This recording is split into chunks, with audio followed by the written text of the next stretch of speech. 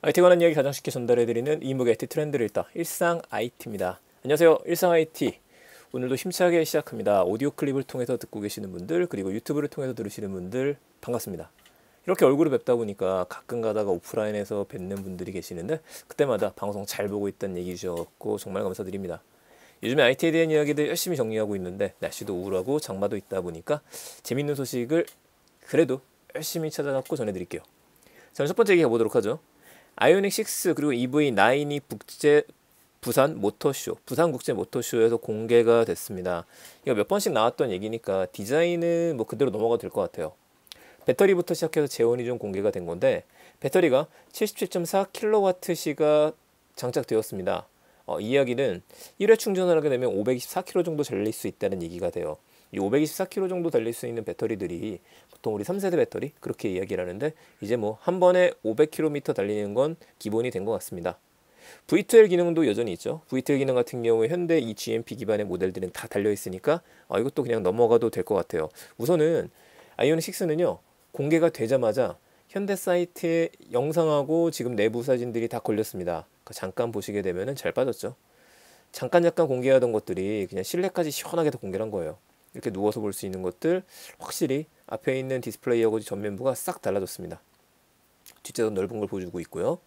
월드 프리미어에 공개되었던 영상들이 좀 있는데 이 유튜브에 그대로 올라와 있는 영상들입니다. 그래서 핵심적인 것만 좀 보면서 가도 될 것 같아요. 영상이 원래 잘 만드는 거니까 안에서 노트북을 쓸 수 있다는 것들, 픽셀 라이트에 대한 것들, 그리고 이게 안쪽에 약간 각지게 만들어 갖고요. 이렇게 안을 감싸게 만들어서 외부를 볼 수 있는 카메라 설치가 되는 것도 좋은 것 같아요. 물론 이거 옵션도 더하겠지만은요. 소재에 대한 것들 뭐 더할 나위 없이 좋을 것 같고 실루엣, 스팀 라인이라고 하는데 웰컴 라이트도 마음에 들고 정말 이번에는 유선형 디자인까지 잘 뽑은 작품 같습니다. 이거를 거리에서 만나게 되면은 괜찮은데? 하고 쳐다볼 것 같아요. 무엇보다도 아이오닉 5에 각져 있던 디자인에 비해서는 굉장히 미려한 디자인으로 봐야겠죠. 작정하고 만들었다. 뭐 충전 잘 된다는 거야, 빠르게 잘 된다는 거야 항상 나오는 얘기니까 이것도 넘어가 될 것 같고 주차 가능한 것들 이거 뭐 주차 가능한 거 옵션이죠. 자, 나머지는 다 옵션이에요. 결국에는 스마트 주차 보조라든지 이제 앞에 차선을 바꾸는 기능이라든지 이걸 얼마까지 옵션이 아니라 기본으로 넣어줄지 모르겠는데 그동안에 현대나 기아차에 붙여져 나오는 것들을 보게 되면은 대부분 옵션으로 빠지게 될 거라고 생각합니다. 자, 차 길이를 보면은요 산타페보다는 길어요. 근데 전폭 위하고 낮이죠. 높낮이 같은 경우 투싼하고 좀 비슷합니다. 그러니까 낮고 길다 보니까 제 생각에는 기아차에 EV6를 생각해도 되지 않을까 싶습니다. 그 정도가 나오는데 더 예쁜 디자인으로 빠졌다. 이렇게 봐야 될 게 아닌가 싶네요. 가격이 좀 매력적입니다. 가격이 신제품인데도 불구하고 신형 자동차인데도 불구하고 5,500만 원이 기본값으로 나왔습니다.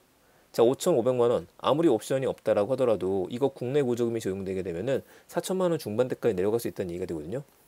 한 1,000만 원 정도는 받을 수 있을 테니까요. 물론 이제 올해하고 내년에 기준이 다르니까 기준값이 있긴 합니다만 괜찮은 가격이죠. 하나 유의하실 거는 그 언론에서 계속 테슬라의 모델 Y하고 좀 비교를 해요. 그래서 아이오닉 6가 이거에 비해서 반값이다. 테슬라에 비해 반값 이런 식으로 나오는데 이게 비교하려면은 모델 3하고 비교하는 게 맞습니다. 급을 본다면요. 근데 이 모델 3도 제가 확인해 보니까 최근에 테슬라 가격이 계속 올라갔죠. 모델 3 스탠다드가 7천만 원이에요 현재. 이 정도로 시작하기 때문에 4천만 원 중반대로 받게 되면은 반값은 아니지만 그래도 확실히 저렴하다 이렇게 받을 것 같습니다. 저는 뭐 제가 테슬라가 없었다고 한다면 아이오닉은 확실히 매력적이에요.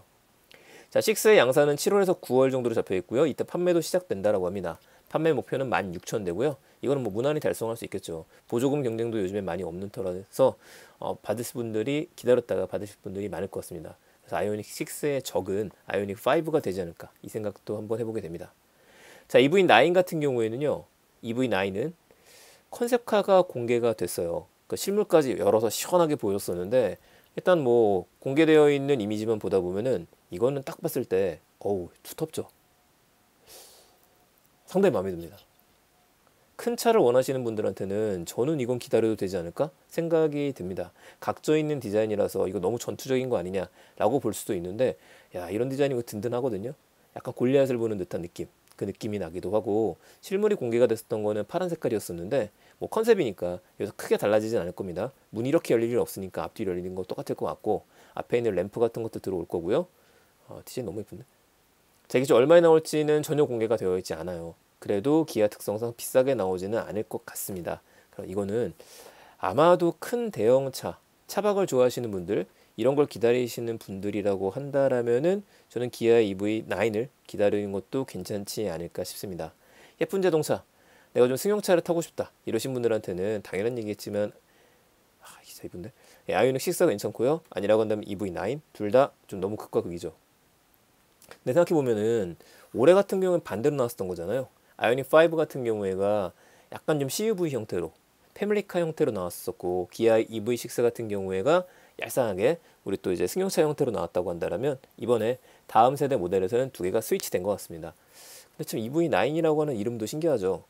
아마도 EV6로 했었기 때문에 그냥 뒤집은 게 아닌가 싶습니다. 정상적인 라벨링이라고 한다면 EV7이 돼야 될 것 같은데 그렇게 안 하겠다라는 다짐인 것 같습니다.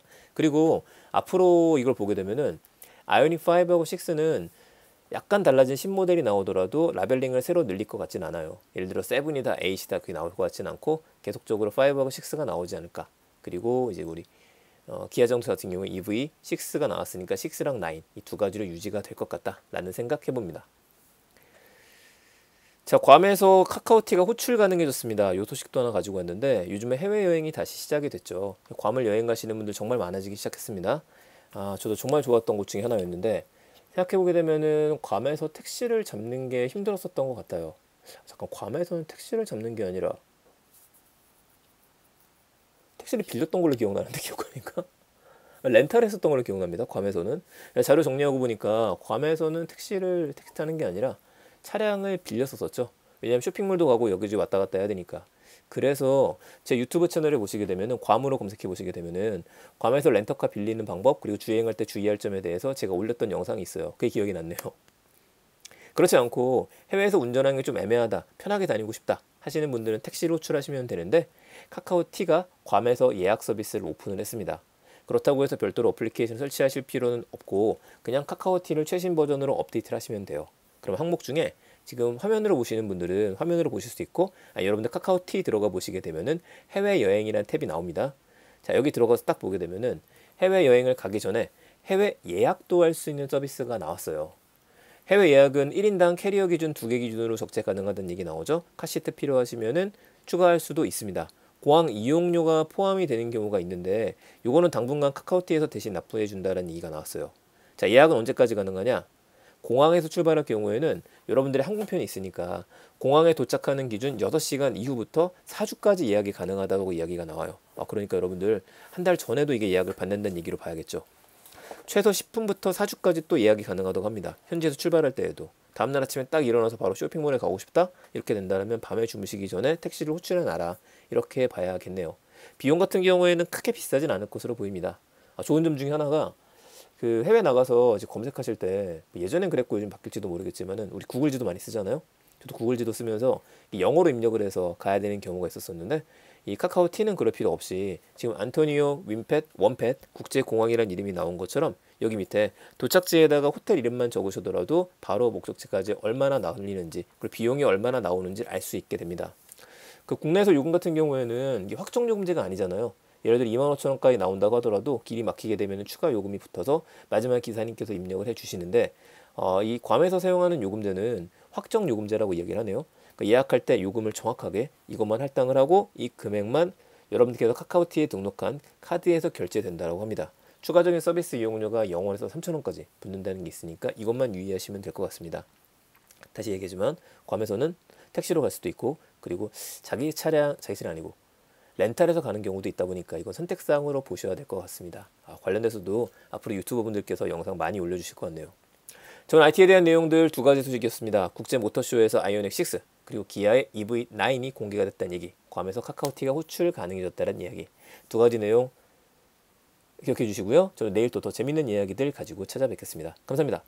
일상 IT였습니다. 좋은 날 되세요.